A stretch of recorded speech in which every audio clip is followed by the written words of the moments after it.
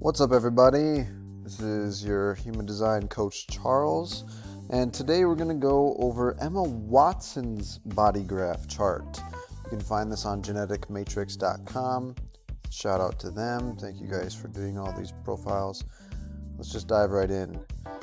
All right, so Emma Watson. I'm a huge fan of Emma Watson. Had a crush on her ever since I was a kid. Harry Potter days. Haven't all of us? All right, so what I see here is, so she's a splenic projector, which is awesome. Splenic projectors. So that means that so the trait of a projector, or being a non-energy type, is to have an undefined sacral center. So we can see here that she has an undefined sacral center, which means that she is inherently really good at systems, at guiding the work of others, specifically generators.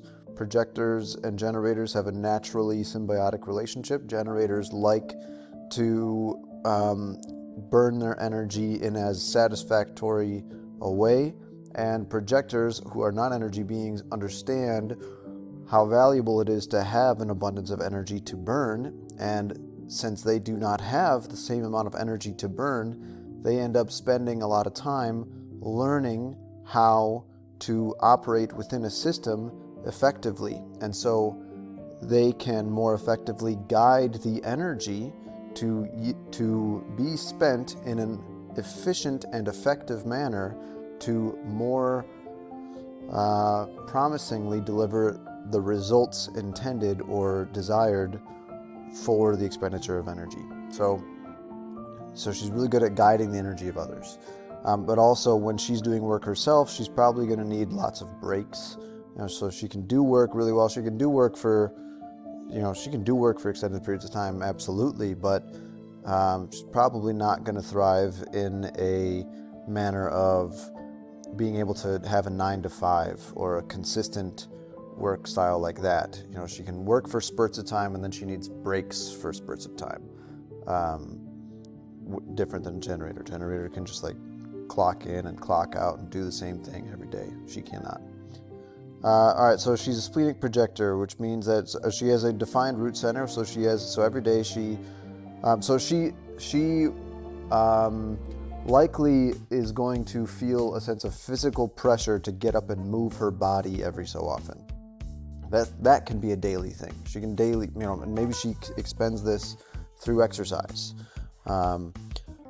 And this is a thing, it's a trait of people with defined root centers. Defined root center people tend to stay fit for a significant portion of their life because they just feel this adrenalized pressure to get up and move their body. And so they go up and they can offload that energy by doing exercise. But it's different than sacral energy. Sacral energy is more about the building energy. It's more consistent. The root center energy is like adrenalized pressure. It's like the difference of a sprinter versus a marathon runner. A marathon runner is probably going to be somebody with a defined sacral center, somebody who could just consistently output the energy for an extended period of time and do it again and again and again and again. A sprinter can put out a lot of energy, really short amount of time, and then they're done. They run really fast and then they take a break. That's how sprinters work, right? So she's more of a sprinter in that aspect, just in that aspect. Defined spleen, that's going to guide her in her moment to moment of making sure that she stays alive. It's responsible for your survivability. She's got a defined one, so a defined intuition in a sense. It's subtle, speaks to her just in the moments right when an opportunity is presented itself. It'll tell her right then and there if it's good or not for her. She has an undefined emotional center, so she tends to be really empathic. And I can't help but also notice, so I haven't shared with you guys my chart yet, but I am always counting the lines that I would have with people, and the connections that I would have with people. And so I have this gate 41, which complements her gate 30. I have this gate 40, which complements her gate 37. I have this gate 44, which complements her gate 26. I have this gate 31, which complements her gate 7. And so And then we also share this gate of intellection. I have this gate 6440, or this channel, gate 6447. I'm gonna count this 5-1 because we complete that. If we were to come into contact, our proximate field, this channel would be completed, and this channel would be completed, and then she completes this one in me, I complete that one in her. So I'm just saying, what I can decipher with this is that we would get along pretty well. Just saying, if anybody knows Emma Watson and they're watching this, we'd get along really well. Should make that happen. Anyway, so she has an undefined G center, an undefined heart center, undefined solar plexus. So solar plexus comes to being empathic, able to tap into the emotions of others, able to understand how others are feeling. But in her own life, she's probably going to be pretty chill, pretty down to earth, pretty laid back about things. It's only when she comes into contact with somebody who's the defined center, or who defines that center in her, that she would have a more consistent way of experiencing emotions. But otherwise, they tend to change. All right, so she has a defined G center. What's interesting about her chart right now is that she has an undefined G center, but she has many gates coming off of it. So she will experience lack of clarity about her direction on her own, but as soon as she comes into contact with somebody, she will be more able to feel clarity on those aspects, more clarity on how she wants to organize the troops to bring about what it is that she wants, more clarity on how to express herself creatively. And all these different lines, they all pertain to different aspects of how one identifies oneself or expresses their identity with the world. And she also has a defined throat center, which is pretty common. Defined throat center, but what's uncommon is that she has a defined throat center with the defined Ajna center and the gate 11 and gate 56. So this channel right here, I'm biased towards, because this is, I think, the number one channel that I want activated in my future wife, for sure. Because I have this gate, but I do not have this opposite gate to create the channel, which is the channel of curiosity here. So what this represents is gate 11 is the gate of ideas. So it's part of the idea behind the gate of ideas is that these people need intellectual stimulation. They value intellectual stimulation, and when they're in conversation with people, they like to talk about new ideas. But what's the difference between her and I is, so she does not have gate 56. No, she does have gate 56. I don't have gate 56. So what that means is, like, I have friends who have gate 11, and we will just talk about ideas, and we will just enjoy talking about ideas of abstract things, and they don't necessarily have to translate into action or like a specific thing. We're just talking about ideas. We're just, exploring the concepts of what our minds can come up with. We're exploring in our imagination and abstract theories and just kind of considering what they might all mean, and just for the sheer enjoyment of experiencing that intellectual growth. But sometimes you have an idea and you really want to turn it into action.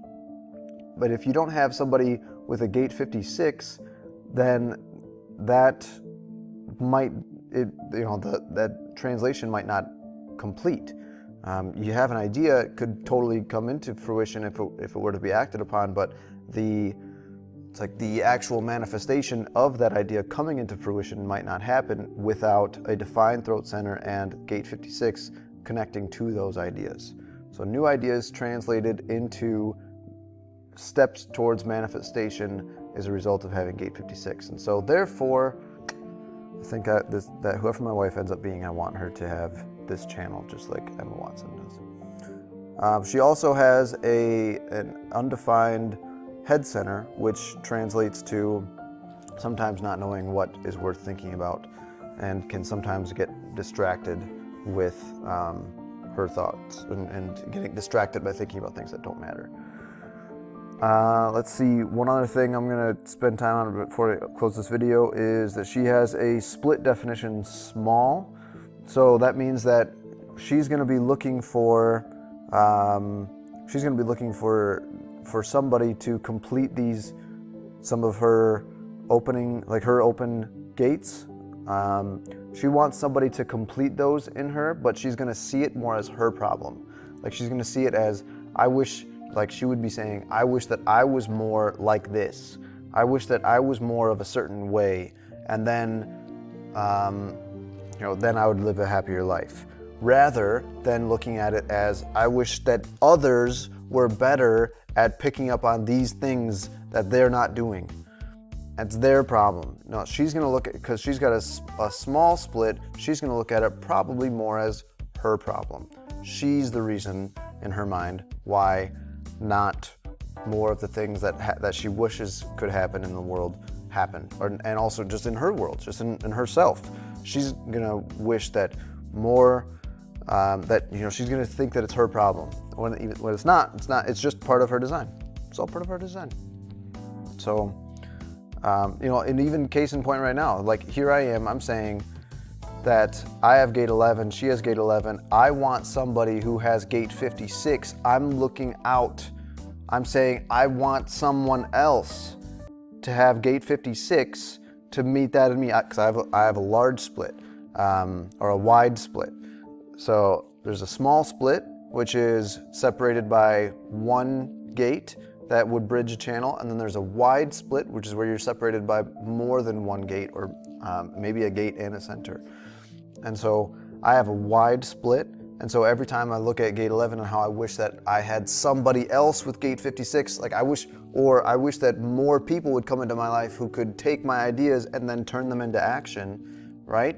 It's their like, why don't more people act on my ideas? Right? You hear that? Whereas she's not even going to experience this problem at all. She's going to say, she has the ideas and then can translate them to action just fine. That's no problem at all. But where she might experience problem more specifically, let's see. Well, she has gate 38, 28. I have that completed channel. This is the channel of the game player. I just don't remember which one is the channel of struggle and which one is the one of, well, this is the channel of struggle. Let's just go to a different example. Well, let's go to, perfect, gate 1. That's always a good one. Gate 1. So maybe she's gonna experience struggle with having a need to express herself creatively, but not knowing how to translate that creative vision into tangible manifestation. That she's not going to be able to do on her own. She needs somebody else to complement that within herself. She might experience good ideas, and those ideas can translate into manifestation, but they're not necessarily going to have to do with her creative expression. She might be really good at contributing to other people's, contributing to other people's projects through ideas, and then also breaking down what needs to happen in order for the problem to be solved. But in regards to just her creative expression, her having this inner imagination that she needs to get out into the world, she might have lots of ideas, but she isn't going to be able to translate the specific and feel satisfied creatively in her expression by herself. She needs help with that. Okay, let's come off. Thank you for watching this live intro reading of Emma Watson's chart. If you want your own human design chart read, feel free to reach out to me at hiphumandesign@gmail.com and book a reading for yourself. And until then, we'll see you next time.